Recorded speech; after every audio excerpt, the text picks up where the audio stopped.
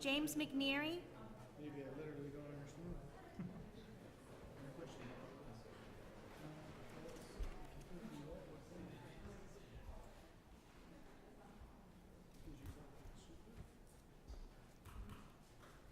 Okay, I guess my board members are at the restroom. Well, not all. I was pretty Some of us are here for specific. noon. Yeah, They want I credit. said 11:15. We're giving grades, I want credit. I've called the meeting back to order. I was very prompt. We appreciate it.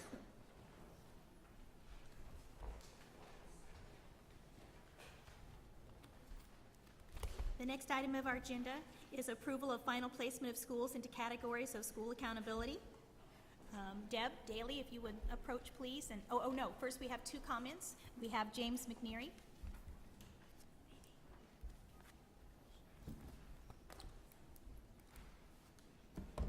James, you'll have 5 minutes. Thank you. Members of the board, Superintendent Ritz, I thank you for the opportunity to address you today. My name is James McNeary. I'm very blessed to serve as principal of Guerin Catholic High School in Noblesville.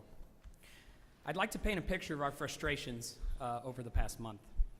On September 12th, the Department of Education released their preliminary accountability placements to the schools. Guerin Catholic High School's grade was incorrect. We quickly realized it was based on incomplete data, and so we promptly filed an appeal following the instructions given to us by the Department of Education. The A to F grade calculations showed that none of our students passed an International Baccalaureate or IB exam, and so we received a 0 in the College and Career Readiness category. In reality, 77% of our cohort passed an IB exam. This is more than 3 times the amount needed to receive full credit in the CCR category. When filling out the appeal paperwork, we noted on the spreadsheet that was provided each student who passed an IB exam. On October 7th, we received an email that contained a letter from Bernice Corley, General Counsel, stating that our appeal was denied due to insufficient evidence that our students passed the IB exam. This was surprising because the previous year we received full credit in the College and Career Readiness category when our IB scores were indeed counted. So how did the DOE receive the scores for last year's grade but not this year's? It was our understanding the scores came directly to the state from the IB testing vendor. However, in Ms. Corley's appeal denial letter, she stated that we failed to report our IB test results via the STN Application Center. Yet there is no state report that asks for that information, other than the spreadsheet we filled out as part of the appeal process. So we began asking how the department collects test scores from IB to use in their calculations. We were hoping someone at the DOE would be able to help us. We spoke to Danielle Shockey, Leslie Fadum, Sharon Watts, and Diane McKinley. We left messages for Deb Daly and Andrew Conway, and not one of them could tell us how IB scores are collected by the state, nor did any seem particularly eager to help us resolve our situation. Then just yesterday, I received an email from Ms. Daly contradicting our appeal denial letter and stating our appeal is now still under review, despite a previous conversation with her office saying that all appeals are final, pending the board approval today.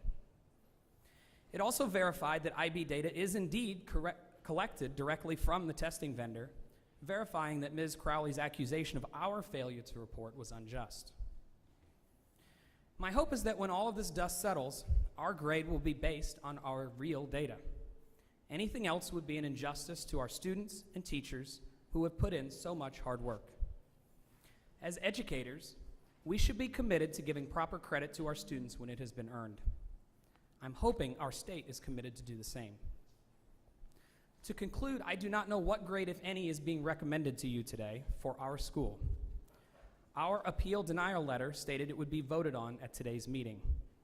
I respectfully ask the board to please not approve any grade for Guerin Catholic High School at this time until it can be further reviewed for accuracy and verified. I also want to express my hope that the department will take a look at its level of customer service they provide Indiana schools during this process. Hopefully the next school that sees a discrepancy in their data will not have to communicate with 8 different people, receive accusatory letters from attorneys, appeal an appeal, and have to appear before the state board in order to get their problem resolved. Thank you once again for your time, for your service to our state, our schools, and our kids. Thank you. Next speaker is Dennis Van Dwyne.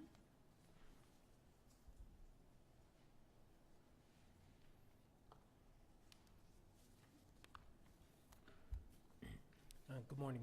Good morning. I am Dennis Van Dyne. I'm superintendent at West Noble Schools. West Noble is a mid-sized rural public school corporation in northeast Indiana. I also filed an appeal based on our high school's assigned grade. Our appeal was denied because we did not provide documentation of the error. Now, our appeal was based on error in data when we found that 4 students that were included in the cohort should not have been included. 2 of the students had transferred to homeschool, and we provided their names, their ID numbers. We provided the state, the IDOE state homeschool number that the DOE sent to us, right? And the date that they transferred. The other 2 students transferred to other schools. Again, we provided the students' names, their ID numbers, and we submitted the name of school they transferred, as well as the date of the transfer. 3 of the errors should have been easily verifiable by the DOE's, by information in this DOE's databases. Okay. West Noble High School has worked very hard on the criteria that the formula identifies as valuable. And we believe West Noble High School has earned an A. And yet, without your intervention, the errors in the data will result in West Noble High School unfairly receiving a B. I know you want the grades to be accurate. I've heard that this morning. Ladies and gentlemen, we did the improvement work. We reviewed the data. We filed the appeal. West Noble has done its part. Okay? Our high school deserves the grade of an A. It's the grade that's accurate. It's the grade that they should have. Please consider our appeal. Okay. Thank you. Thank you. Can I ask him a question? You may. Would the grade be an A whether the 4 were excluded or the 3? Is it an A regardless? If 3 were included, it would be an A. Obviously, if 4 were included, So- it would also okay. be an A. Yes. May I ask a question? You may. Should the IDOA consider appeals where it appears data errors were not corrected? So you're saying they were, I'm sorry, I was trying to follow this. Were the data errors corrected or not? When we Is that the- received the preliminary report, the errors were still there. Okay? And so in our appeal, Right. we listed the names and numbers of students that should have been removed. Okay? And we received a letter also that our appeal was denied because we did not provide enough Do documentation. you feel like you corrected the error? I do, yes. So I'm going to have the department actually I talk about understand, these but I just in want a to be real moment. clear. So you feel like it's been corrected and you should have a better grade? Right. So that's where And perhaps there's a standard of documentation that I don't understand. I mean, I've reread the application instructions several times, and nowhere does it talk about what is acceptable documentation. did It talks anybody about- call you from the department and tell you what you needed to prove to correct the error? No, okay. I did have some conversations, and I will say I received what I felt was good customer service from the DOE. Okay, I didn't get Did the you follow answers the I wanted. instructions on correcting the error? I'm here. Yeah, I received no help in correcting the error. Okay. The only mention I can find of other documentation in the instructions is the opportunity to put in optional documentation. And the documentation they talk about that's required has to fit on a spreadsheet in a slot. Well, we did that. And so I feel like that in good faith we honored the process and still I really were appreciate denied. it. I just wanted to be sure I understood it. Okay, thank you. Thank you. Thank you. Deb, if you would approach and talk about the placements of schools. And before she begins, well, actually, you'll probably get to it, and then I'll add my comment. Go ahead. Great. So as we get started talking about category placements today, I do want to note a few data issues and data concerns to be brought to your attention. The first one, as we noted earlier, we did find 3 schools, including Indiana Math and Science Academy, that did have a data issue affecting their end size. We have corrected that issue. However, on your spreadsheet, those updates are not reflected on that sheet yet, so I did want to bring that to your attention. One school's letter grade will increase, the other has slight point value changes. However, you do not see that yet reflected on your spreadsheet. So there are 3 schools that had an in-size calculation error, and those have been discovered and corrected. Correct. So notifications have been sent to the schools in each of those 3 cases. In addition, we have updated their data and presented it back to them through Learning Connection so that they can see that data update in place. Additionally, as noted before, we are investigating an IB data concern in which we think will affect 3 to 5 non-public schools. Non-public information for IB was not provided or not received by the vendor or from the vendor. We have contacted the vendor. We received a new data file for those non-public schools, or all non-public schools. We're in the process of scrubbing that information and loading that data. The information then that is presented on your Excel file does not reflect a data change at this point. I believe we have 2 options under this, which is to either proceed with adopting the grade that was previously calculated and follow the procedure that's been set forth to correct data errors, which is bring the information back if a data error is discovered, or take that school off of the list today, follow up with the data error, and then bring that information back at a later meeting. So I think there's 2 options under that. And so what is it that we found with the IB data? What we found is missing data within our warehouse for some non-public didn't send the schools. file. So Who didn't? again, it's IB. preliminary. Right, so DOE doing an audit on this information. Concerning the appeal, we do feel the appeal itself is denied and that denied status should stand. As information, evidence was not provided through that appeal, specifically looking for transcript information from IB, International Baccalaureate, showing those student records. However, that information was not received, so we do feel that appeal is denied and that status should stand. We're pursuing this as a DOE data concern and intend to contact any school, any additional schools that may be affected. Again, looking at information that's submitted through another data collection, which is graduation, in which they could potentially identify an International Baccalaureate graduate. We've identified that it could be up to 5 schools that may be affected, but again, those records do come directly from the vendor. So we are following up with the vendor to get that test information, see if we did have a data issue, and again, take this on as a DOE data issue and follow the protocol to get those grades updated if we find an issue. Andrea? Of the 5 schools, I want to be clear about when an appeal process would be triggered. So once their IB data is added to the calculation, they will be issued a new letter grade. Does that trigger a new appeal process for them should they have a concern of any sort? Previously, if grades had to be recalculated, we have opened that back up for a short time to implement another appeals process for those schools to allow them to follow up on that.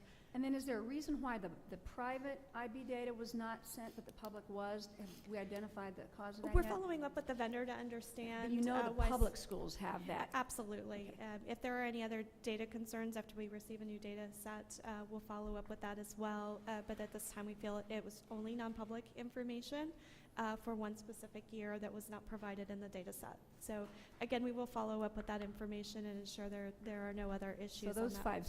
5 grades could be way off. Potentially. conceivably. Yeah.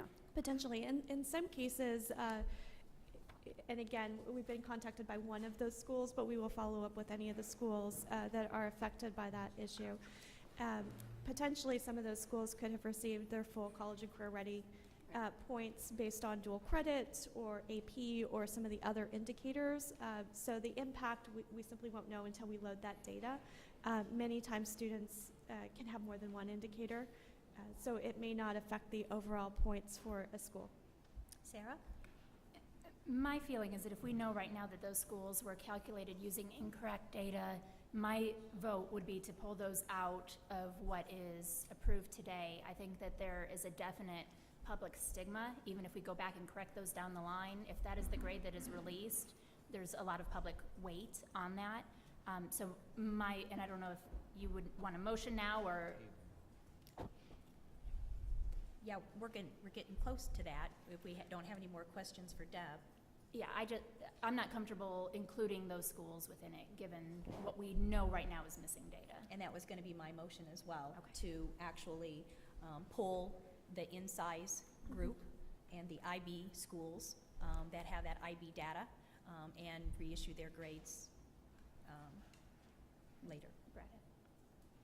I know there's not been a second yet, and if we could adjust the motion, I'd be happy to second, because share the same concern, but I'd rather just table it, bring all the grades back on 11.5, and let's approve them. We didn't get this done till December 20th last year. I'd rather get it right. I'd rather know that the grades in front of me that were in my board packet are the grades that are going out that door.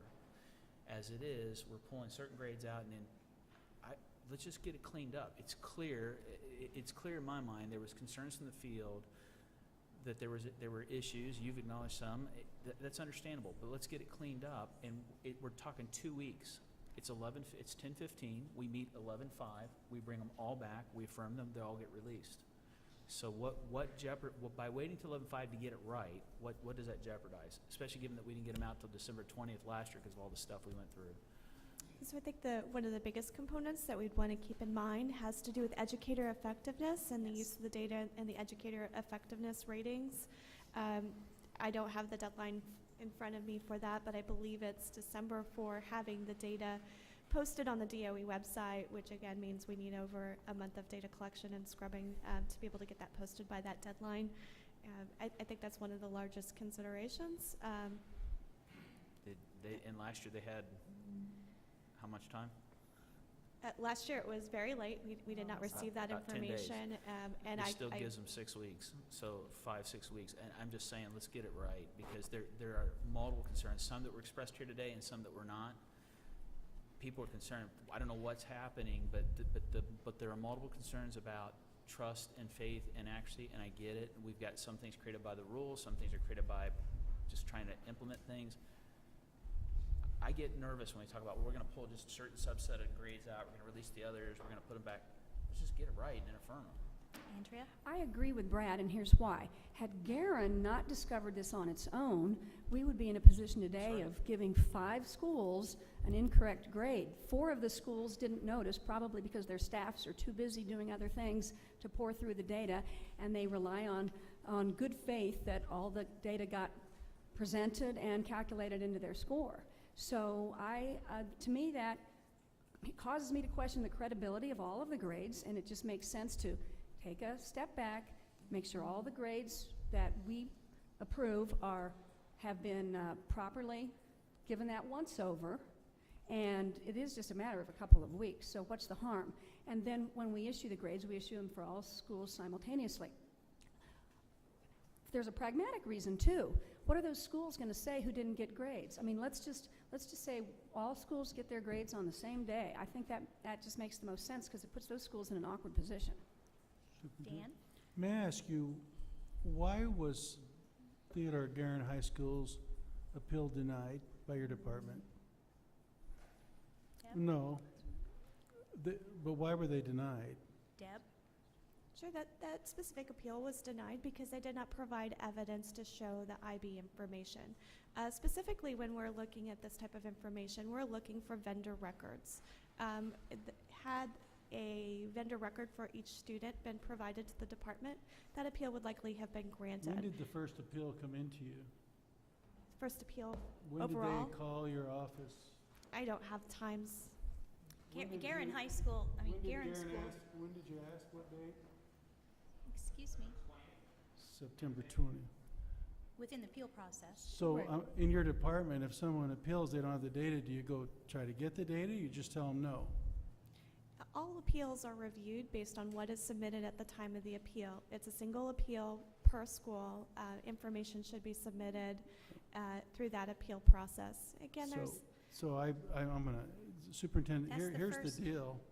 If we have people appealing and they have the data and the data is accessible, then we have to go get it. Otherwise, we end up in a situation where grades go out late to schools. That's your department's responsibility. The board I must say, I'm kind of taken aback by it. They did what they were supposed to do, and now, I think Brad may be correct, but this didn't have to happen. When they contacted our department, we should go get the data. We shouldn't just tell them we don't have it. And I think your department sent them a letter, said your appeal's denied. How can you deny someone's appeal when they sent you the data, said these They did not students send the passed? data. That's the point behind this. The Then- data then was why- not Then why provided. didn't we go get the data? And we are going to get the data. Again, we have contacted the vendor. This is a We've month received later. a new data file in which we are scrubbing and loading at this time. It's definitely not an instantaneous process to get that information loaded, get STNs applied to all of the student records, et cetera. Data loads do take time. Brad? I would hope, I would hope that we could all agree. I mean, I don't want to squeeze the timetable for districts on the things that have to happen as a result of us issuing grades.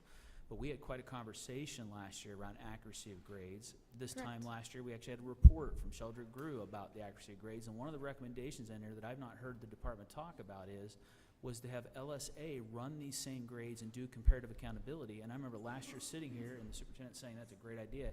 Is that happening in an identical manner, same data, same sets to compare them? Because I would suggest not only do we table them, but I would hope that happens so that before the board moves on those grades, that we're sure that we know in terms of fairness in every way possible that we got the same results. We're comfortable, all the data was looked at, it was analyzed, because everybody wants it right. I believe that, I believe the superintendent wants that, I believe every board member here wants that. I know the schools want that. They do not want to have a grade out there that is not representative in a process that was followed. Now, there are definite flaws with the A to F, and we're going to have conversations about that. But that's not the point. The point is, right now, we got to get grades out. There's clearly an issue. I think Sarah is exactly right. It's enough of an issue today. I'm not comfortable releasing grades right now. And while we could take a few out, I'd rather just table it, run comparative analysis. Let's do that. We're all going to feel better saying, hey, we voted, we know, beyond a shadow of a doubt, it's as good as we can get it right now, and put them out. And then if there was a data error beyond that, then there's statute that responds to that. But I would move to table it. How about the LSA information? So I'm withdrawing my motion, because that's where we were. We were at a motion. And then you asked if I would just table it. So are you making, but I want to ask Deb first. And now I got to remember what it is that I wanted to ask her. May I ask a question Sarah. also? Just before we even go down this road, is it realistic to expect that all of these issues within the schools we're talking about can be reconfigured and we can have accurate data by the November 5th meeting? Is that possible on the department's end?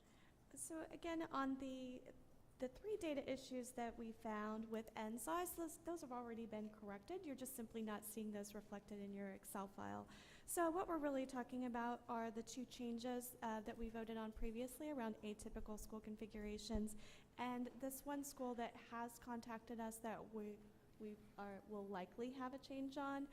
So we're really talking about 3 schools at this point, and then reviewing the data to see if it affects some additional schools. And that's where I'm concerned, looking at reviewing the data for the other schools also. If we know that a specific set of data was missing, I think it's realistic to assume that there would be some variance. And again, we haven't confirmed that it's missing at this point, but we have contacted the vendor. We do have that data set, and we are operating under that assumption at this point, and we will confirm whether that data was originally missing from the vendor's file. And so the question is, can that be accomplished by our November 5th meeting? I feel it can be accomplished, but again, I think we're following previous protocol with moving forward with grade placements and possibly pulling some off. That was what happened last year, actually, with small high school. So our typical process is to go ahead and confirm the grades that we have, and if there are other changes, then those happen later. So I hear Correct. the board having a conversation about whether they want to continue with that practice or whether they want to delay and send them all out on November 5th. Has there been a comparative analysis done that was recommended last year and there was support for it? LSA? Absolutely. They're running Is that it done? information at this time. It is not done yet. We haven't received their final So we don't even report. have the analysis back yet on the comparison, so that would be another reason to wait till 11/5. May I ask one more question? Just You to, may. I'd like to get clear about this. When did you contact the vendor, the IB vendor, about these grades? I don't have that information in front of me. Well, I you- have reached out to the, Did you contact them this week or last week? I would say a week and a half to 2 weeks ago, in which we And contacted then the how vendor. long after you contacted did it take them to get you the information? We've received multiple files from them. I don't have that date. That's actually been handled by our IT department, so I don't have those exact So dates they just with send me. it electronically? So when you contact them, they sent you the data? It does take a while on their end to pull data as well, and to verify the data. They do Well, have their own processes before Just they send data. as a board, I've got to tell you, I don't like the way this is handled. It's disturbing, and you have all these people waiting for their grades, and now we're in a, and that would be very simple to do. You call the vendor, they send you electronically. We have 5, 6 schools that don't have the, oh, we didn't count their IB scores, they did excellent job, let's put it in the grade, let's move along. All we want is fair grades. And that's what we want out of the department, and that's what this board's committed to. So now we have to push the whole process back to November, it's very clear. So, Brad, do you have a motion? Yeah, I would move that we table pending getting the data errors corrected and a complete comparative analysis done with LSA, including making sure that that analysis done in an absolute identical manner, same data, same process, so that when you come back and report to us, we can say, listen, there's no question, we got the same results following the same process with the same source data, everything. I'd feel much better voting on that and releasing that. It's only 2 weeks away, and it's certainly an improvement over where we were this time last year. Is there a second? Brad, can I ask a question? I'm sorry. Sure. Are you talking about holding the grades for all Yes. schools or just for those? Yes. How many exceptions are we My talking about? my concern, BJ, Yeah, wait just a minute, Gordon. my concern, BJ, is that right now, we would be approving what we're seeing in those spreadsheets. And we would be leaving it up in good faith that they're all gonna get adjusted, because it's not gonna come back here again. I wanna know that what's in front of me in that spreadsheet is exactly what's going out the door as soon as we vote. The LSA review can't be But done on the whole So, thing. so Gordon? My question is just, is there anyone offering a reason why the grade should be approved today as opposed to postponing? Yes, Deb has stated that, you know, we have teacher effectiveness evaluation information that we need to begin calculating, that the schools are going to be waiting on. And so we have to wait till this is completed in order for that process to begin. And I think schools in general, just from my perspective, they've been embargoed. Everybody knows they're embargoed. They're expecting them to be released today with those that are approved. So just in general, schools are expecting that to be released. So they're wanting to move on with their information. David? We've been talking about accurate information. I hate to say it again because that's a theme that's going over and over again. Last year I felt really comfortable releasing them because we had another agency, LSA, take a look at the data and confirm back that we had 2 agencies saying, yes, this is accurate. And it doesn't seem that we did that this year, so I'm We questioning. actually did. Is it Do you complete? Okay, where's do you the remember report? when, but we submitted it and it was supposed to be complete before today. So how early did we submit that? Quite some time ago. Correct. So I really can't speak to why it's not done today. I don't want to speak for There was a another request. entity. However, they have given us a timeline that they do expect that to be done, I believe, next week, where we'll have that information. I guess, how can an item be placed on the agenda when an important component is not there? I would think the redundancy agency, if they haven't come up with their information, and you can argue it's their issue, I would argue it's our issue, but I'm wondering how this can even be placed on the agenda without that redundancy. I guess I'm looking for an answer. It's sort of a rhetoric kind of question, because I really think we need to table it, and it has grave impact This is, on schools, and to say that somehow we're at fault is really problematic. I would hope DOE would take the leadership and get with LSA and say, hey, this is really important, we have a meeting coming up, Yeah. and so forth and so on. And if they don't have the information, then maybe an advisory or communication is sent out to all the schools saying that it cannot be on today's agenda. So I'm not angry, I'm just disappointed. And then we heard some service issues today which really bothered me because we tend not to hear those. And so this is all coming to a head today, that I see somehow a lack of leadership, a lack of attention to detail that places us in a really bad position. Because school superintendents, schools, faculty, and everyone else, they're looking for this information today. And Absolutely. you have not provided us some of the key ingredients to make an intelligent decision. And so that's really my disappointment. So I would hope DOE would get over with LSA and ensure that that information will be here next meeting. Is that possible? We've definitely been working We with have been them, doing and that. again, we took it to LSA. We have been working with them. Can't account for all the delays in front of you. I do feel that we've provided very accurate information. There's a very robust quality plan that the DOE does go through. One of the other components that you heard about today concerning customer service, it is DOE's policy that we will not reply to any additional questions about appeals until the appeal window is done. So we have been notifying schools that when they contact us wanting to follow up with an appeal, that we'll be happy to contact them after this process is done, meaning assumably starting tomorrow. But while the grades are still in effect not adopted, we were not following up with schools on appeals or secondary questions. I do feel very strongly that the appeal process is a very robust process in which we do have various levels of technical review, 2 levels of initial and primary and secondary review, and the information that we require from schools is very consistent in the appeals process. May I call a Well, question? let me just comment on that. So we've got a motion. Well, can I comment? I'm Okay. not done. I think I Give it have a the second. floor. I think I'm still asking questions. Go ahead. So to really try hard with LSA and say you made a lot of phone calls and so forth, it's a great attempt, but it's not here.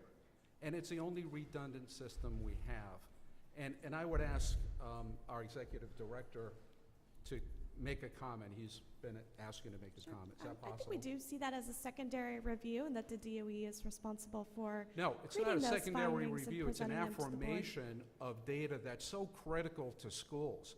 Teachers, students, community, it's so important to them that we need to ensure that the data is accurate.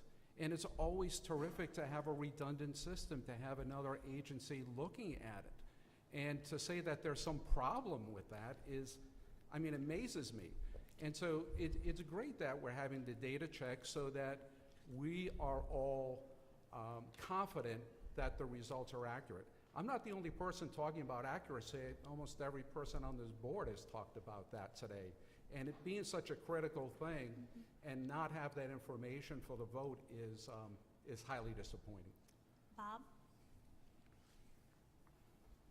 I just wanted to comment that the DOE staff brought the question to the board staff. Do we go ahead and present this to the board now rather than wait for the LSA, which my understanding is October 24th? And we agreed with them that it was important to come before the board now. Can I comment on that real quick? Brad? Last year this time, we got blasted and accused of rushing the grades out the door because we didn't care enough about the kids to get it right. Well, you know what? We're trying to get it right. We're trying to work, and we've got to work collaboratively between the board and the department, because the department has the incredible task of calculating it. The board has the statutory duty and responsibility to make sure they're right before we release them. We're sitting here now, and we're being told that the comparative analysis is not done. So the motion to table, from my perspective in bringing it, is not just because there's a handful of schools we've discovered where there's a known problem, because we may find out there's even more once we get that data set in. It's about the fact that we're not ready. There has not been a reasonable level of comparative accountability to say we know beyond a shadow of doubt the grades are accurate. And while I appreciate, because having sat in central office and having been a former building principal, the timeline, I would still rather have accurate data on November the 5th and give me the month of November going into December to get all my teacher effectiveness ratings and all those things done than to just do this knowing we don't have key pieces like Dr. Freitas is saying to really to put our names on this, to say we believe these grades. These grades are going to be scrutinized by everybody. So I don't really understand the concern about waiting all of 2 weeks, which is what we're really asking to do. 2.5, maybe 3 weeks if you want to stretch it and say it's 3 weeks.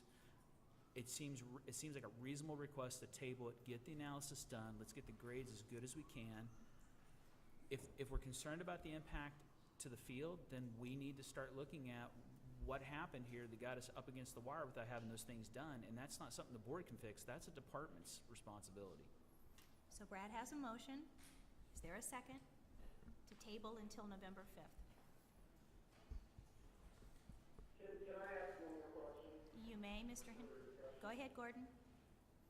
Does the department have a estimate as to how many grades may change after further analysis? Yes, Deb Daly stated 3 to 5.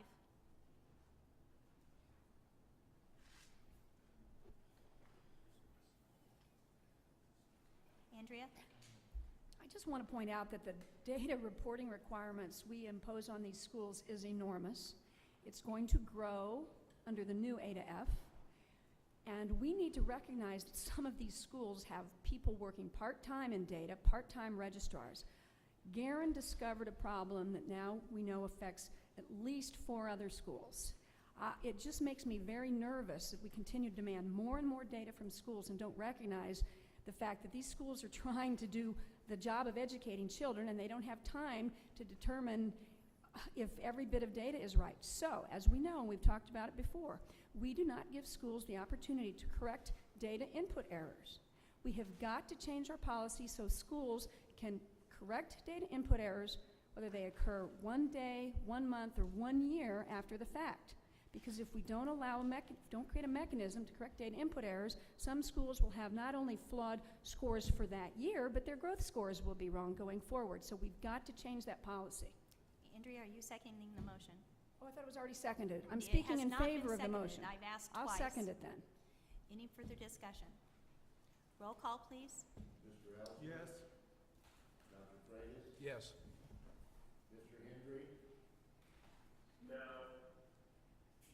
Mrs. Neal? Ms. Neal? Yes. Ms. O'Brien? Yes. Dr. Oliver? Yes. Mr. Watts? Yes. Superintendent Ritz? Yes.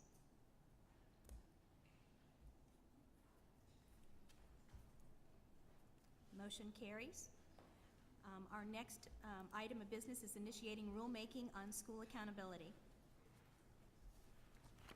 I believe you have a PowerPoint prepared for you.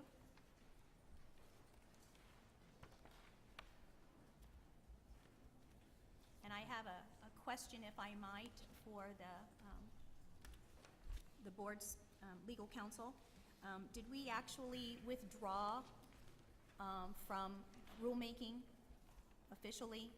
Because what's on the docket is to initiate rulemaking on school accountability. So I just want to know where we stand, with the process of withdrawing. The board initiated rulemaking quite some time ago Correct. on this, but we think the passage of time has been so significant that it would be prudent to reinitiate it just to make sure no deadlines are missed. So then we'll go about the process of withdrawing officially? I think you simply need to initiate rulemaking is the recommendation here. Okay. So, really, what's your pleasure? We can really initiate rulemaking anytime we wish. That's just a simple act. But we do have a presentation today on decision-making that the board will need to engage in dialogue at some point. We won't get to all of these items today. That's not the intention. So do you want to take the vote first? Would you Sure. entertain a motion that I move that we initiate rulemaking? Do I have a second? Second. Any discussion? Just one question, Superintendent. What is your plan right now in terms of where the opportunities will be for the board to deliberate some of those larger issues as we start going forward on this? I envision that being very similar to what we did with Repo 3, where we have decision pieces that we need to make and we need to have our dialogue in order to inform the rulemaking. So I envision that process being similar. Okay. You're welcome. We have a motion and a second to initiate rulemaking. Any more discussion? Roll call, please. Mr. Elsner? Yes. Dr. Freitas? Yes. Mr. Henry? Yes. Ms. Neal? Yes. Ms. O'Brien? Yes. Dr. Oliver? Yes. Mr. Watts? Yes. Superintendent Ribbs? Yes. Deb? And is Deb Daly here?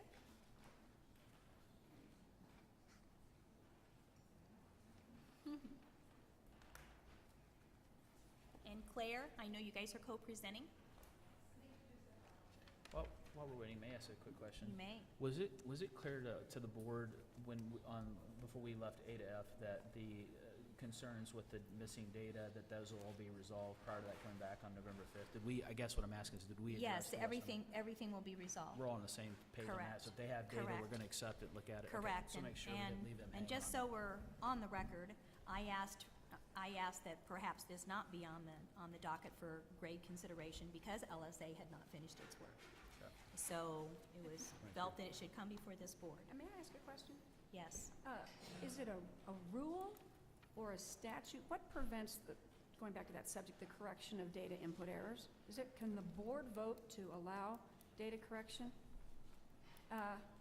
by schools when schools make the error? How do we change that policy? And we could go into that at another time, Andrea, but basically, when we do collection windows, and we have a lot of collection windows, Sure. there has to be an endpoint to the collection window.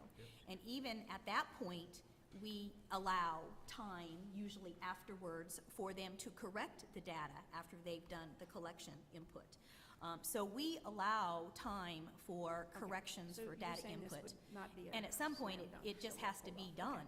Okay. You know, you have to draw a line in the sand at some But point. is that a department policy? Is it a board The rule? department is in charge of collecting data department policy? and Okay. opening windows and getting it all corrected, yes. All right. I guess we'll go ahead and begin. Okay, I'm sure Deb will be back. okay, great. I So know as you- many members, who needs to leave at 1 o'clock? David and I. Okay, so we're gonna proceed. Okay. So at our special meeting on October 1st, we had the panel come and present to you the work that it's been conducting over the past year. But the board still needs to engage in some policy conversations at a high level that can allow the staff, and really Debbie and her team, to continue to do modeling as necessary and make sure that we answer all questions to your satisfaction so we can start to draft the rule language for the rulemaking process. So that's the purpose of this presentation, and I will leave it up to the chair to decide how much longer we can continue the conversation. But we need to move somewhat quickly given the timeline under which we're operating. The goal is to try to have some draft rule language for you in December if possible, which means we'll be talking about this today, also at the November meeting, and again the December meeting.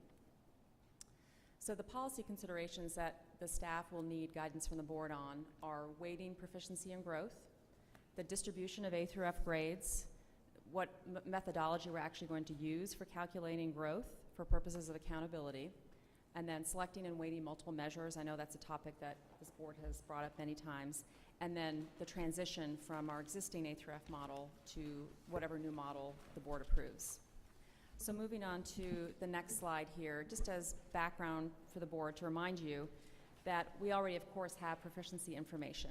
And the whole purpose of the changes that started in 1999 in Indiana with the passage of Public Law 221 was we wanted to have other ways of measuring what was happening at the school level other than proficiency. And at the time, we only had improvement data. There was guidance that was issued to states from the U.S. Department of Education in 2005 that allowed for states to start using growth for purposes of AYP, which began the work here in Indiana to develop our own growth model, which was developed and piloted starting in 2008. And then our current A through F rules, which were implemented for the first time in 2012 for the 11-12 year, used some information from our growth model for purposes of our A through F system, which is what we've been discussing today. So the panel went through an exercise that we'd like to discuss with you about, and actually Dr. Freitas, you brought this up at our October 1st meeting, is how much do we want to value proficiency versus growth? And the panel felt very strongly that proficiency wasn't the only story about what was happening in a school, and I welcome Superintendent Rissa's comments about this as well, and felt that having growth for your low proficiency and high proficiency in every student was important in terms of an accountability system. So the panel made the recommendation to the board that whatever we adopt as our accountability system would weight equally proficiency and growth. Because of the conversation that took place on October 1st, we wanted to have that direct major policy conversation with the board, and provided this information, which is hard to see up here, easier to see in your handouts.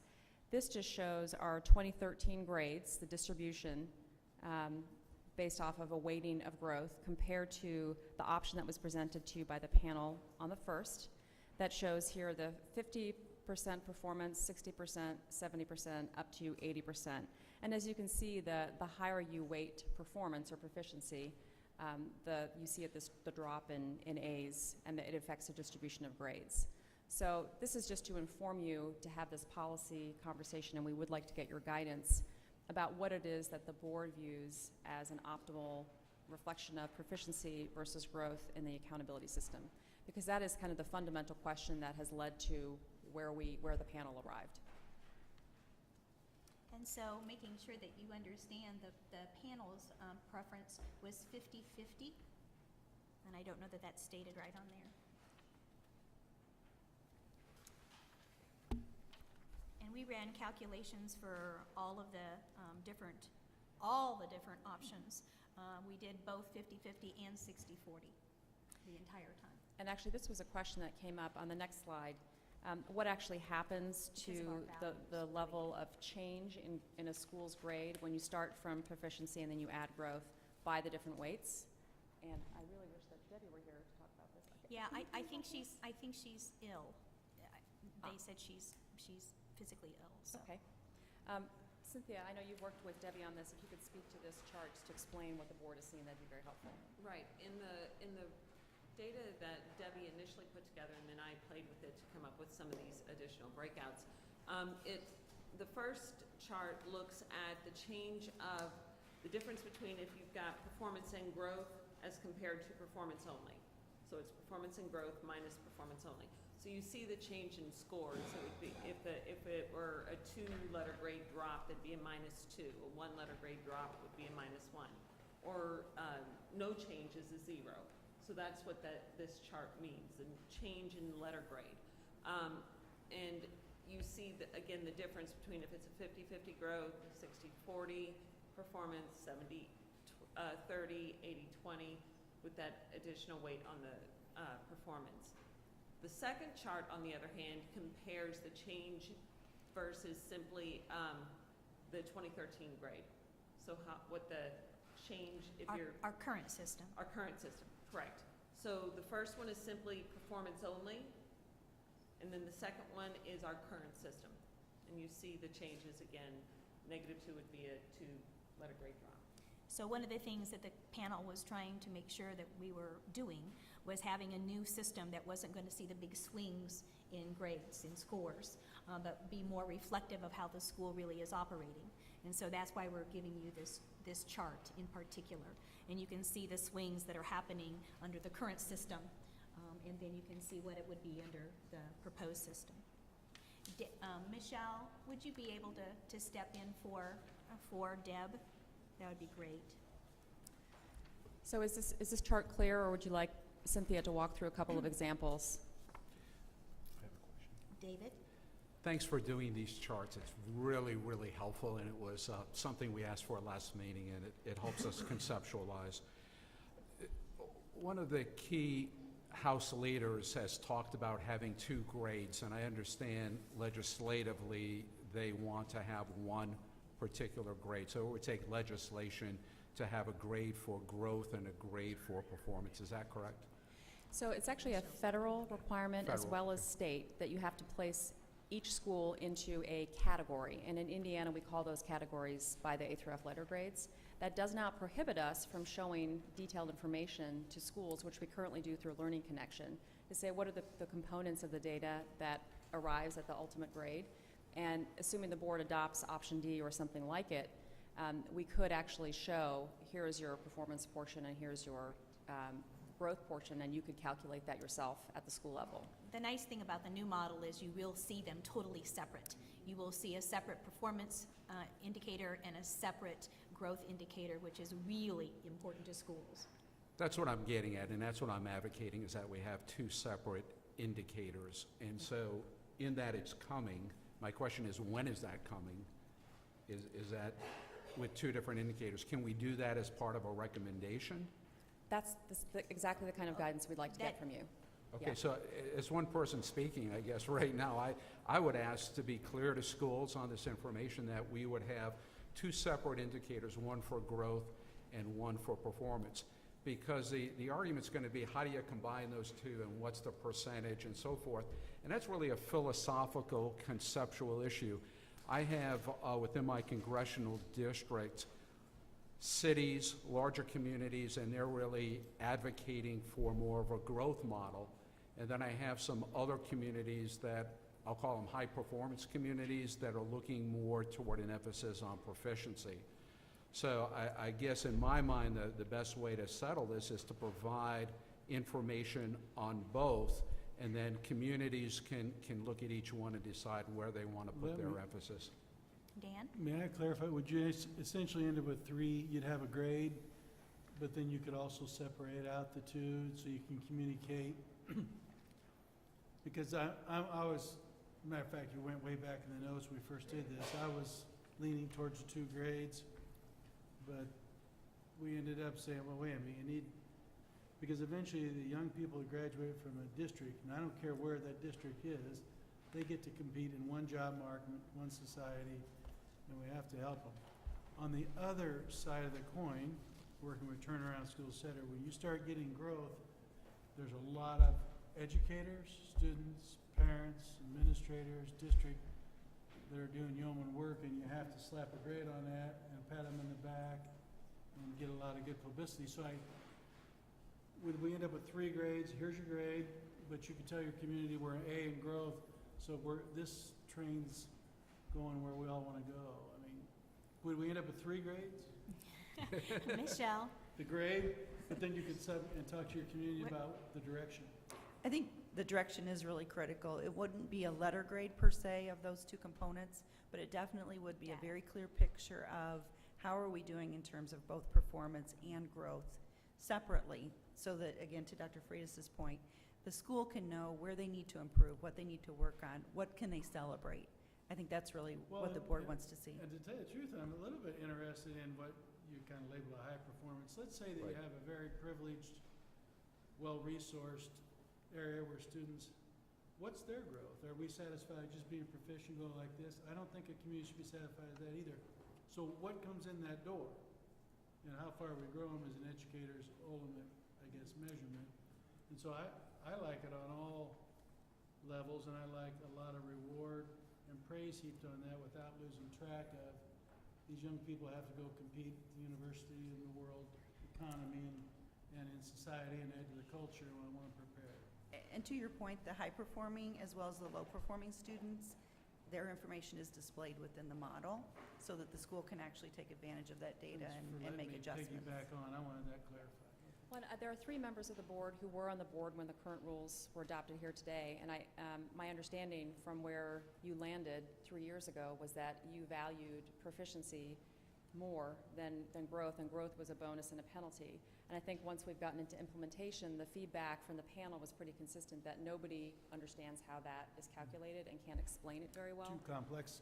Which led to this decision to want to have the 50-50 and the ability to see it and display it and communicate it. So we want to get that feedback from the board.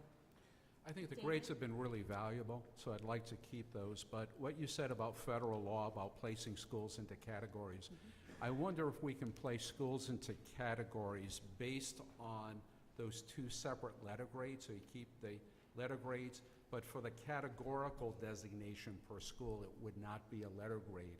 It could be maybe 4 different kinds of categories, high-performing school and so forth. Is that a possibility? So So that's- it would be a summary, or are we getting too far afield? So that used to happen.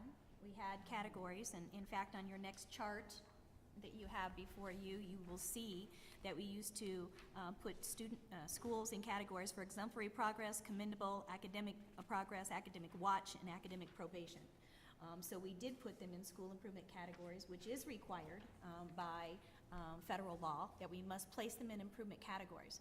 However, in the state of Indiana, was put into law in 2012, I believe it was, or 2013, that we must label schools A, B, C, D, F. Those will be the categories.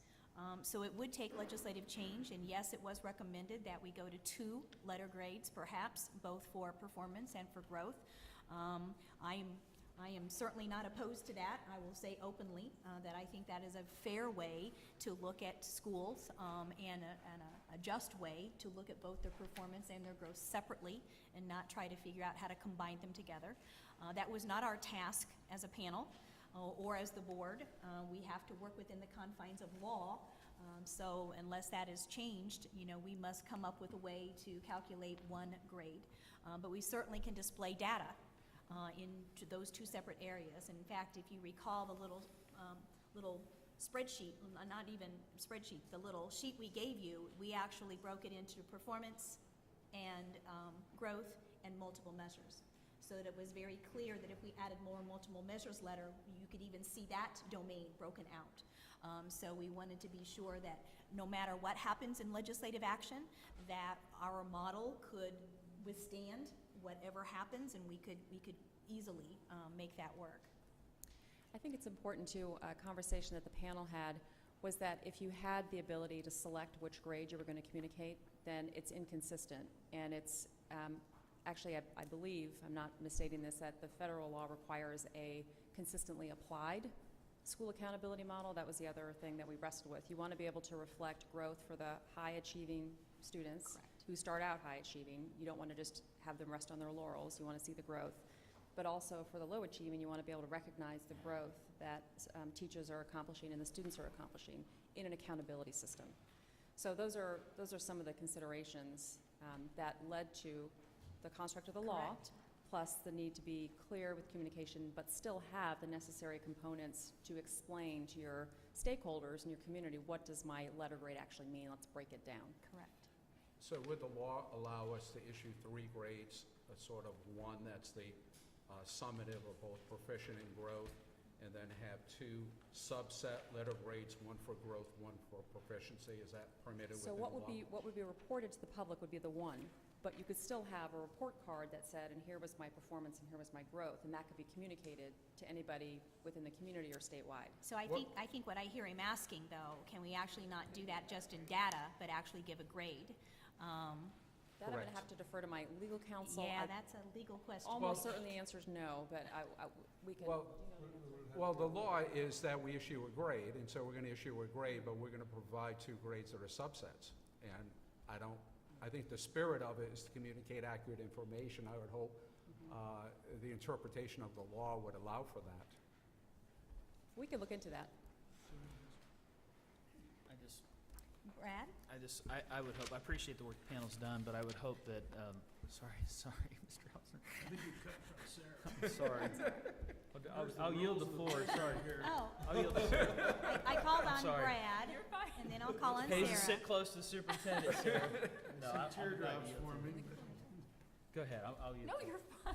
I was just going to say, Brad. I appreciate the work. I guess the thing where the hope has been is whatever the final model we settle in on, not just that it's communicates clearly what's going on, but that it's easily understood. There was one line in Damien's brief that really stuck with me, and it was the point that he made about whatever you do, if it doesn't end up communicating a reasonable measure and meaningful measure to your parents, to your public, then the model's not worth anything. And I think there's clearly some anomalies in the current model. There's no question. We wouldn't be having the conversations we had this morning. But I would like to see us, whatever we do, I know we have to have an overall grade, the more descriptive we can be with what an A means.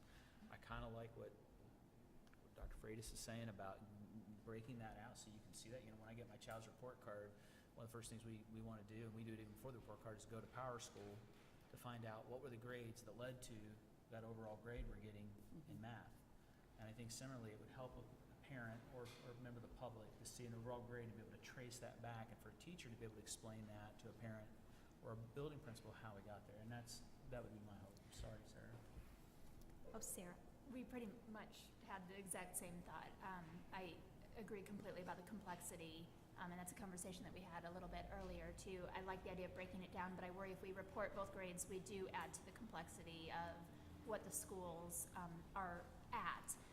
And I think we also have to consider the fact that if we do two separate grades, there's the question also of at what level and which grade do we use to determine the focus and priority schools as well, where there might be intervention down the line. So just thinking Good point. kind of bigger picture too to other determinations that would come as a result of the letter grade. Well, I will say pointedly that, you know, when a school has low performance and good growth, they're headed in a good direction. And so you know what support measures need to be in place or put in place to make that happen. So looking at both separately was really important to the panel, which is also why I feel that we came to a 50-50 with performance and growth. That we wanted to have those to be equal measures, so that you can, when you do look at something like that and that information, you know the weight is equal, and you know that it's not unequal when you're looking at two different things like that. One of the, worked with a lot of young people that want to go into education, and a lot of them are on a mission, large Teach for America group, et cetera, and they go into high challenge, high need areas. When this starts playing out into teacher evaluation and credit, are we giving enough credit to the teacher that can go into a difficult situation and gain a lot of growth? So in other words, I want to make sure we encourage people to go in to help people who, if they go into communities where folks aren't performing, how do we make sure it's fair to the educators that goes in for that challenge? And they get a lot of growth, but they're not proficient. I want to make sure that's incentivized and not discouraged. How will it play out? And I think to your point, because it is 50-50, so it's an equal growth and performance. So if that teacher is really great at growth, there are going to be results that demonstrate that. Will that be enough? You think it's going to be fair, so to speak, and encouraging? Will the professional educator feel like they're getting enough credit? Oh, we're not professional, but boy, look at the trajectory. Does anybody analyze that? Will it be enough? I think because we're looking toward proficiency for all students, we have to make sure we maintain the goal in mind. That it seems to me that it's certainly very fair, having been on the panel with Claire.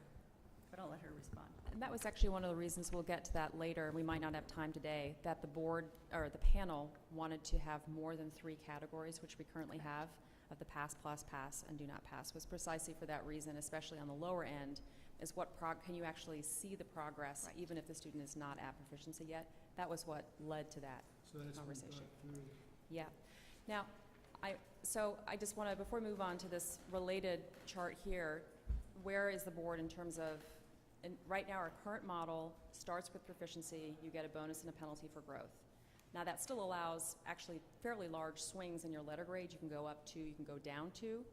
The panel arrived at 50-50 versus a bonus penalty. So it was a weighting decision, a weighting approach. Would like to get some guidance from the board that they like the direction of the panel, because that will inform the rest of the work that the staff is going to do to bring something back to you that you eventually approve. So we provided for you on this page, you asked for this type of data. And so we wanted to give you an indication of the percentage of schools that would fall into each of the categories. And what you also need to keep in mind is that in 2012, that's the first time we really started giving grades. So we went ahead and did the comparisons because we did have 5 areas in which we place schools. Exactly. So you can see that in 2005, we started in 2005, there's actually a fairly large number of what would be Ds and Fs today, and from a percentage standpoint, and that really has trimmed down. And we don't have the 2014 data because you haven't yet approved that, but you've got the 2013 distribution, and then on the far right there is comparing to the option that the panel landed up with. And so that was another question. that we wanted to have that conversation with you, because we actually went through a value-setting exercise as a panel, because you can move points and weights around to get at whatever distribution you'd like to see.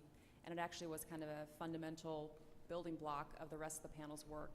This winter, we kind of went through an exercise of what would be an acceptable distribution of A's, B's, C, D's, and F's. And I'd like to, on the 2013 that you see there under Model DF2 with the calculations there, that really results in the panel's feelings about the measure of growth. And keep in mind that the recommended model that we're going to do actually is going to include growth as a separate measure.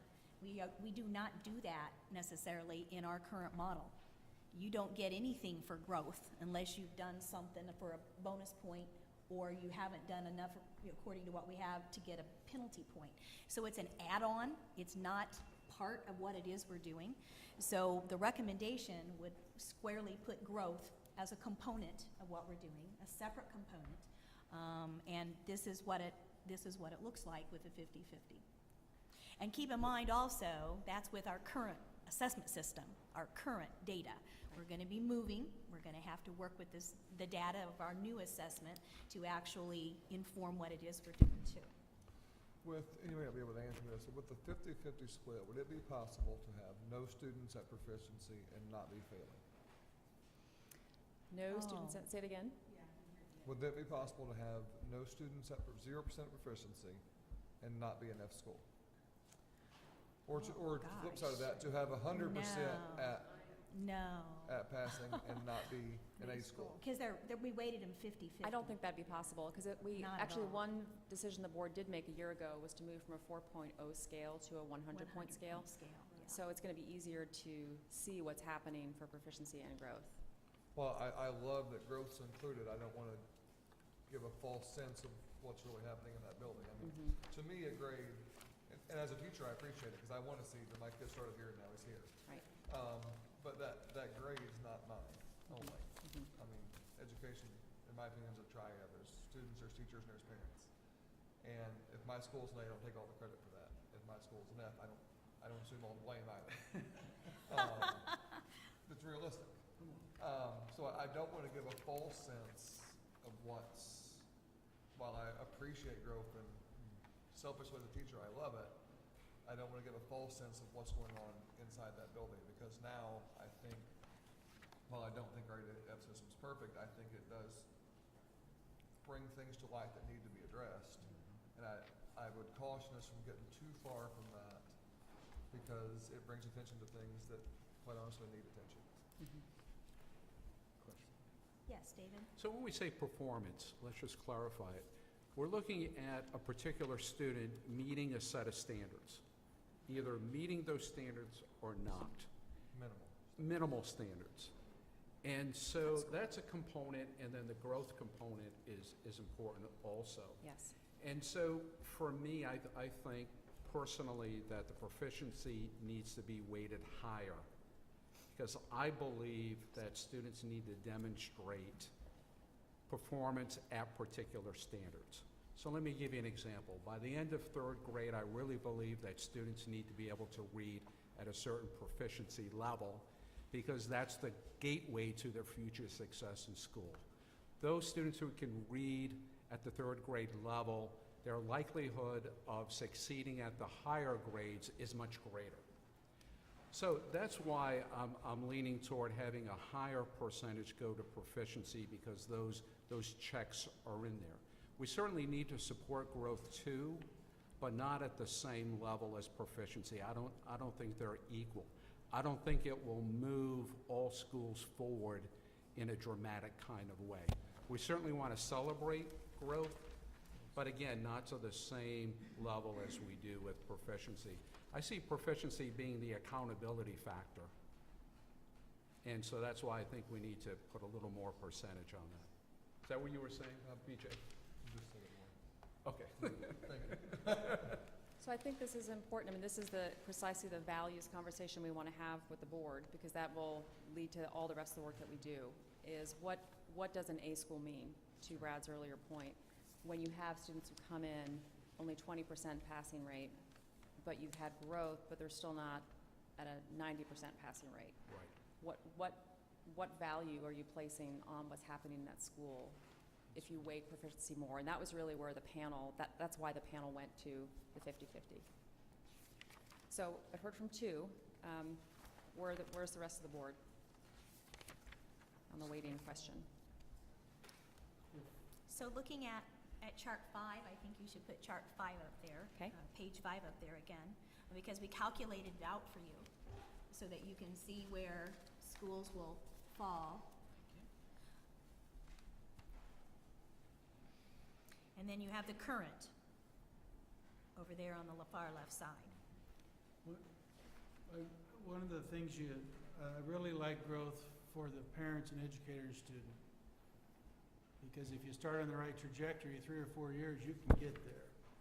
I think it's also important to remember that the proficiency level has not been set at a ridiculous high level.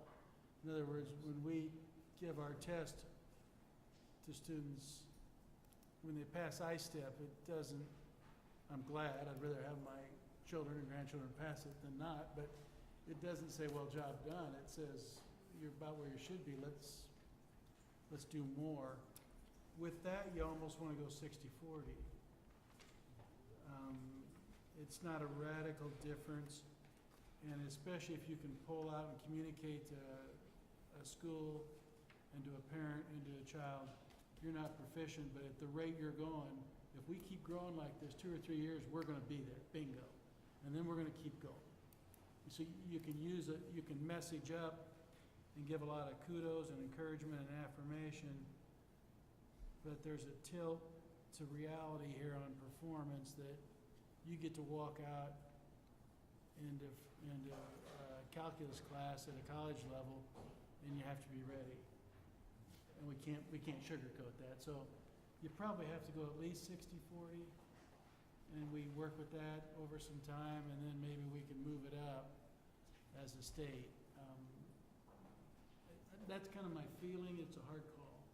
I will just point out that the law that required the board to revisit A through F does require that we have growth to proficiency, and that was a long series of conversations that the panel had. And that, if you think about growth to the standard, if you're very far below that standard, that can be a big goal. And so keep that in mind when you're looking at this. Right now reflects the observed growth model that the department has developed that has growth to proficiency embedded in that. So that's something to keep in mind as In you're fact, I wish making we that. had our DF2 chart in front of us, because you could see clearly that the student gains points for the school, basically, because everything's gaining points when you get to that pass mark. It is not valued below that pass mark. And so I wish we had the chart. We should have included the chart, actually. We should have that in front of us all the time, probably, because it embeds both of those concepts, Dan. The proficiency level that needs to be met, as well as the value for growth along the way. And so I think we talked a little bit about last time, and I know we had the word static in there, and I actually feel it should be expected growth. Is that middle category, but it was not valued to give points to students who had not yet met the proficiency piece of pass. So we did differentiate all of that because we were looking at all of those different options to be sure. But we did come up with a 50-50 being the calculation component that we felt was fair to accurately reflect both pieces, and yet we were able to also do the proficiency cuts. And that's the nice thing about our model, is because you get to see both of those separately and be able to take a good look at that. So unless anyone's going to chime in, what I'm hearing is a tendency to weight proficiency slightly higher, subject to seeing it all come together. Is that kind of where the board is? Okay, great. Well then, How much work is it to continually compare as we fine-tune this 50-50, 60-40? we can keep showing that to you all We will along the way. want to. Yeah. We will want to. 'Cause when you touch something, it affects the whole thing, so we'll keep showing that to you. So if you could just take a minute and look at its chart again, it's easier to see on your slide deck. Option DF2, which is far right, that the panel came up with, you see that you actually have a drop in A's from currently the 2013 data, 736 A's goes down to 546, and then you have an increase in the B's pretty significantly, and an increase in the C's, and then you have a decrease in the D's and F's. So this again goes to what do we want these categories to tell us about what's going on in those schools. There are some intervention decisions that we have to make. The federal guidance doesn't say you have to have this many D's and F's. No. They do a percentage cut of how many of your lowest performing schools, so that's how you get at that federal requirement. So this is again really a value statement about what is it that we think these labels ought to say about a school's performance. And it's interesting looking back in 2005, you had 410 what would be D's today, 27% of our schools. Now that was just performance and improvement, not growth, which is different. So I think it's important to think about where we've been all along and then where we are today versus what this model is saying about our distribution. So we'd like to get your guidance on that. Really the A's, the D's, and F's, which is what's quite different. Just thinking of the classroom, what the grades that we're going to award in November now seemed highly tilted towards the A's, and it just seemed an unrealistic reflection. And there's no shame in a B, in my opinion, and it's good to have room for improvement as well. But so I think this distribution looks pretty good. I don't know what the studies are in terms of how close it should be to a bell curve, but yeah, if you've got 3/4 of the schools getting A's, the accountability system isn't going to be as useful. I think it was Gordon Henry who said at the last meeting that every student at Harvard is smart, but they're not going to all have A's. And so I think that's kind of the same, that summarizes nicely the conversation that the panel had about what distribution do we think is a fair, accurate representation of performance. So that's Andrea's perspective. What do other folks think about the distribution for DF2? It looks where I would expect it to be. Okay. I'm comfortable with the split in DF2. Sarah, did you say you're comfortable with this? I'm comfortable with the split as it is in DF2. I think it looks where I would expect it to be. This representation here, though, is with a 50-50. Is that correct? Yeah. Okay. But in all honesty, looking at the other chart, there's not that much there's not that difference much. between 60-40. It's going to trim a few more A's off. Right. Increase the B's. Right. Okay, so that's kind of where everyone is. This looks about right. In fact, the panel did mention that in our last meeting, right before the business meeting on the 1st, was that they were probably going to get some feedback from schools with the drop in A's, but I think they thought it was a better reflection of what was really happening. Well, I mean, the other part of this is that we take our strategic plan seriously on student performance, professional development, advancement of professionals, and community engagement. We're going to have a point in time where this board, maybe the legislature, wants to entertain a new standard, because the state, I'm assuming we don't want to stay the same in our state. Mhm. That's not our future. I noticed some of Mr. Tully in his article in the paper recently talking about some of the data. Staying still in education performance in our state is a terrible goal, given the nature of the world we live in. And so I'm assuming this isn't, obviously forever, we're going to plateau up, but we want to move with some idea that there's gradations and there'll be new leveling. I'm mindful of time, So am I. and it's 12:35 right now, and we're going to lose a couple board members.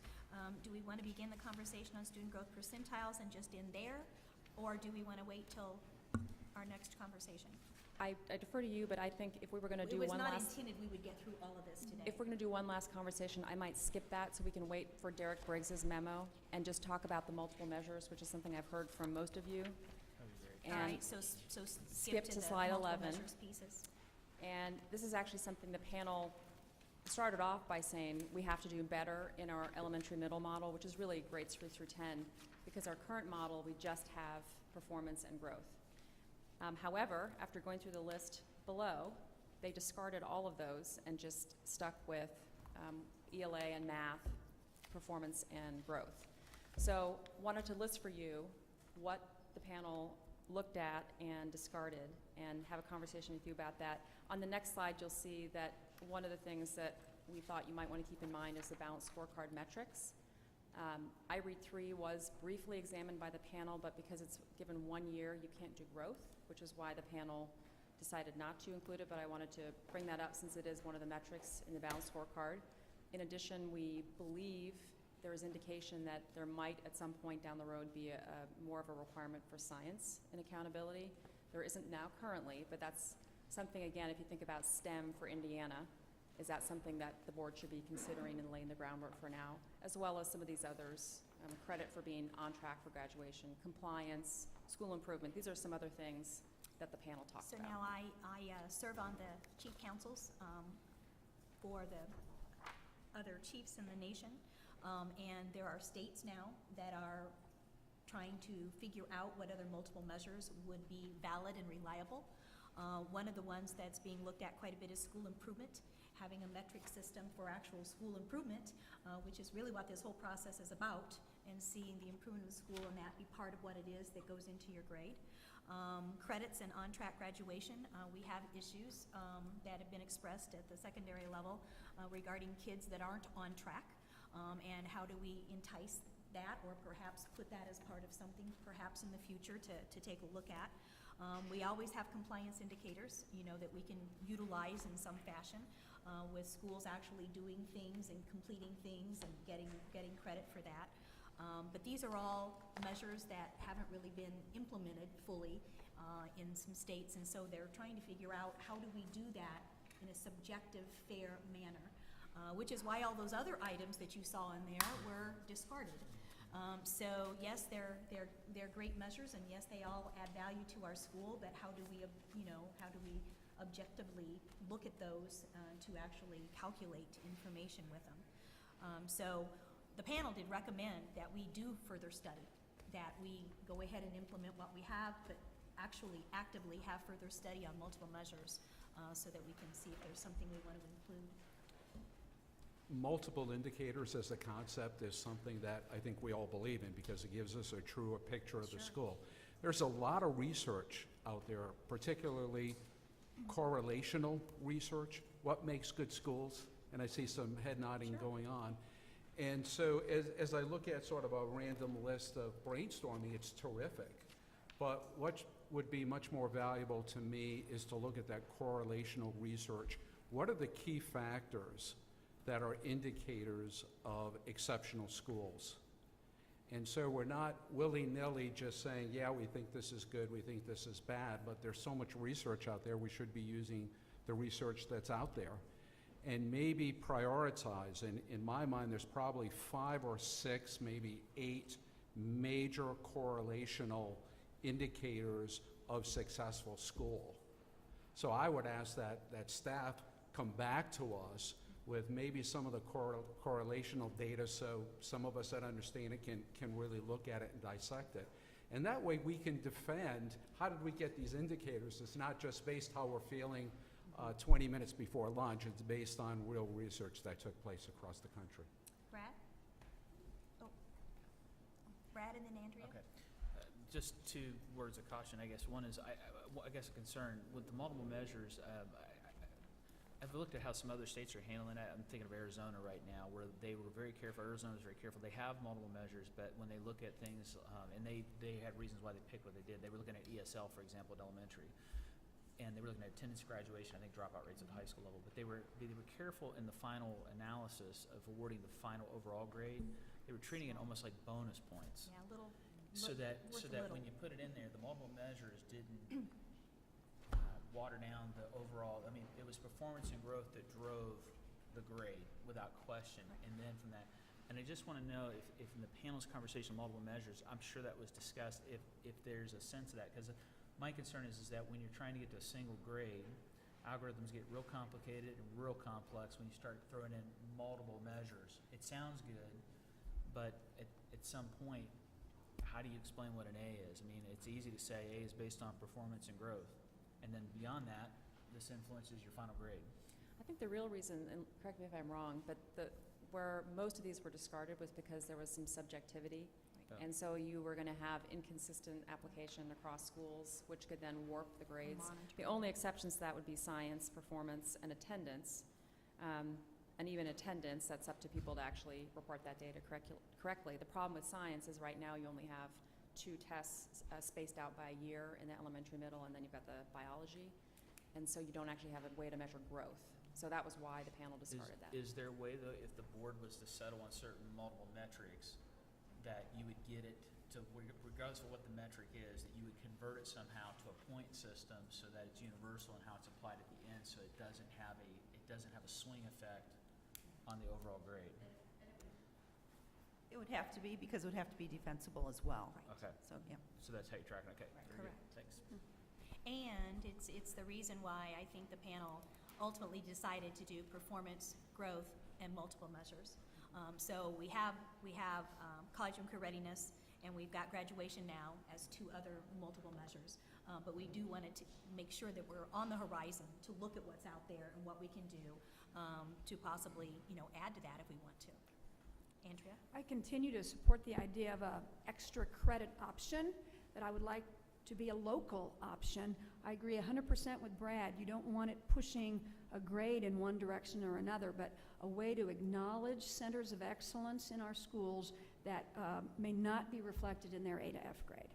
So just as a teacher can award bonus points, extra credit points, I'd like to see that. It would be more of a footnote on the school score than a part of the score. But we want to encourage foreign language in schools. We want to encourage schools to offer the National Latin and National Spanish and National French exams. There are all sorts of great things going on that don't get acknowledged in the formula. And my real bone of contention has been we don't do anything to encourage or create incentives for high performance in American history, government, and Indiana history other than the AP.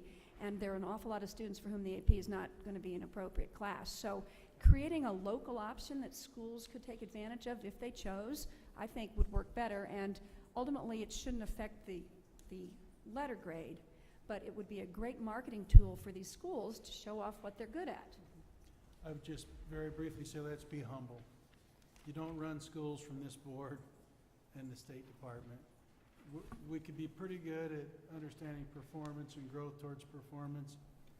If you're really good as a local superintendent and a principal and a faculty at driving up attendance, you're going to drive up proficiency and growth. If you have engaged teaching and learning processes, you're going to drive it up. We start trying to talk about paperwork and putting in reports and going back and forth. As much as I like all this stuff, I think it's the principal and the faculty coming together with parents and the community driving most of this forward, and it'll show up in what we're trying to do. I think we're gonna get in over our heads, and we're gonna drive local folks nuts, and let's let them build these things, and that'll get our overall accountability taken care of. And that's really why all the other measures were not considered. Okay, can I just say that my underlying point is that if we don't want schools just teaching to the test, we do need to find ways to encourage them to keep those rich electives going. We have heard from quite a few schools that they've dropped electives as a result of accountability, and I think we have to do something about that. I think that's probably enough for now, Superintendent, unless you... All right. Okay. Thank you. Thank you for the dialogue. We are to the discussion. State Board of Ed staff update. Do you have any updates today? I just have three items, actually. We will be sending to the board sometime prior to the next board meeting, suggested meeting dates for 2015. We would ask you to respond if there are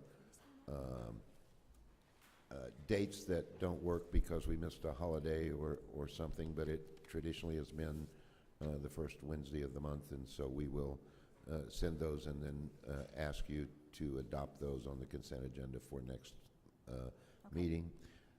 There are several action items that are going to be on the agenda, and I'm going to run through them quickly, and I'll leave the discussion items out. But I want to know if there's anything else that we need to include that you're aware of now. We did add a couple items today that was recommended by Dr. Freitas and others.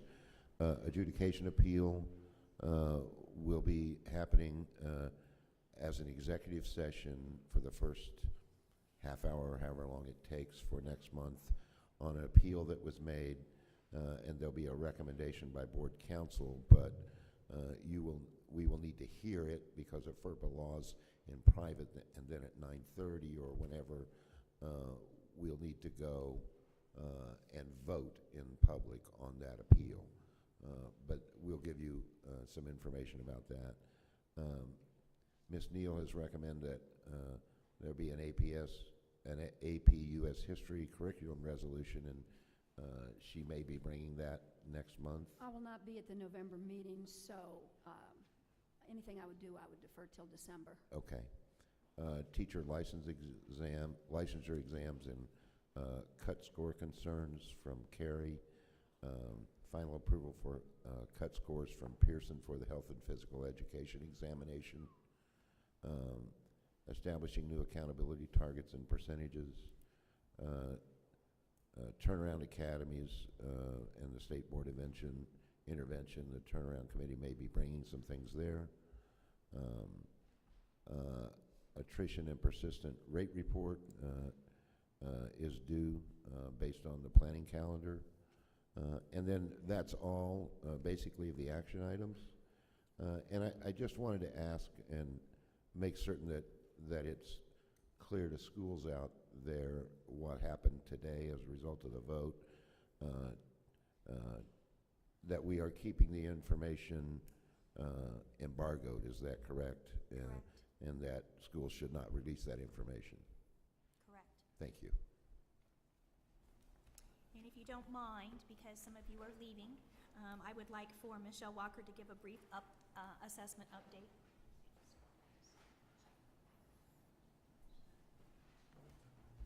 Thank you, Michelle. Thank you. Two main things I really wanted to share with you today. One is about the RFP update, and two is about resources. I feel like Yep. kind of too Actually, close. you're not loud enough. I'm not loud enough, okay. Take a bite out of it. Sorry. So the RFP is still open, and vendors can submit through the 29th of October. And actually, next week, we're releasing our survey to allow educators to indicate that they'd like to serve on the advisory committee. And their role will be to actually take a look at all of the proposals that are submitted for each component, and to narrow each of those components down to 2 vendors. So again, that's advisory group, that's the educators that will be helping us take a look at those. You might remember the cell process that we use to select other committee members, and we'll be using that same process as well. So again, they submit by the 29th of October, and then basically through the end of December, we'll actually be doing the narrowing down process to the 2. And then at the beginning of January will be the start of the proposals being presented in an oral presentation, the top 2 vendors for each component, and that's called the evaluation group. So that's to come. I don't know if you have any questions on that before. Can you talk to the information to the field regarding acuity and the assessment pieces that are I want to out there? talk about resources next. That'd be So great. go ahead and move on to that. I wanted to talk about, actually about 3 main things that we have pushed out recently to be sure it's on your radar. The first one is the item samplers, and that's really focused on the open-ended items. So one of the things that we shared during our regional workshops across the state, we actually produced a variety of grade levels and examples that teachers can use with students in the classroom. And so especially the writing prompt, and I think we've talked about that before, about the changes that we're making with regard to using evidence to support their responses. So those item samplers are out there, but not only that, but my staff actually created videos to explain how these are different from the previous, how to best use them with students, really how the changes can be impactful with regard to instruction. So we're really proud of those. The second thing I wanted to talk about was our experience, College and Career Ready Assessment, or CCRA for short, since that's such a mouthful. That's really focused on our Part 2 part of the assessment, which is multiple choice and technology enhanced items. And that did open on October 1st. And the last week of this month, we'll actually have an accommodated version out there so that students can utilize a screen reader and other accommodations within the Experience CCRA that they would have on iStep. We also have a user's guide that shows every item type and exactly what students need to do to respond to those items. One of the things we want to make sure teachers understand is really how students should respond, how should they demonstrate their knowledge with the new item type. So it's not just looking at those items, but it's really making sure they understand how students should respond. So once again, my little movie stars have created their videos to indicate exactly how to utilize best the Experience CCRA. And these are very well done. I kind of kid about them, but they did them in the studio at work, and they're very, very well done. So we've been encouraging staff to look at those, as well as teachers and central office staff. The last one, wanted to talk a little bit more about acuity. And one of the things that we have done is replace the diagnostic and the predictive versions of acuity with readiness acuity. And readiness is very different. Most schools used to give predictive. And just to give you kind of a quick overview of the differences, the predictive assessment, there were 3 windows. And the first window was 2/3 of the questions were the previous grade level. In the second window, 1/3 of the questions were the previous grade level. And then finally, all on grade level. With acuity readiness, all of the questions for every window are on grade level. They're actually what students should know and be able to do by the end of the school year, because they're really designed to be pre-tests for teachers to use to access the knowledge and skills that students have so far, and really to inform their instruction on the new college and career ready standards. So we know the standards are more rigorous, and we want to give teachers some instant feedback about how well students are doing on the rigor of these standards, and what additional supports need to be put into place with regard to instruction. Questions you might have? Sorry, I was talking pretty fast there. Thank Or you other very much. information? Okay. Thank you. Oh, you're welcome. Thank you very Thanks. much. The Student Instructional Expenditure Report, you have a copy of it. OMB is here in case you have any questions for them. Any questions? Thank you for coming.